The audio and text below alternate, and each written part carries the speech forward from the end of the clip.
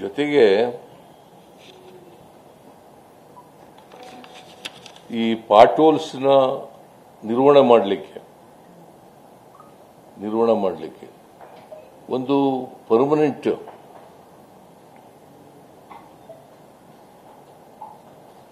ಒಂದು ನಿರ್ವಹಣಾ ವ್ಯವಸ್ಥೆ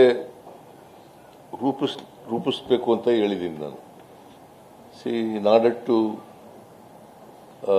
maintain the roads and also fill up the potholes as soon as it occurs.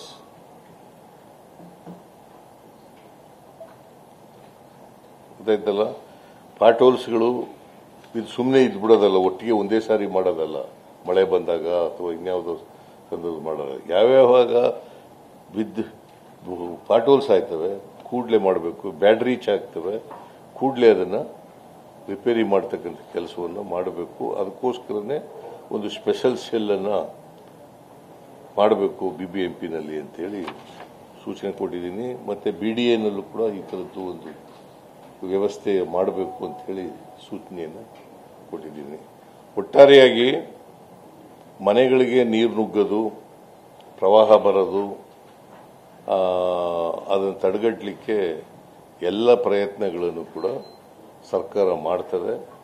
BBMP ಅದಕ್ಕೆ ಸಜ್ಜಾಗಬೇಕು ಅಂತ ಹೇಳಿ ಇವತ್ತು BBMP ಕಮಿಷನರಿಗೆ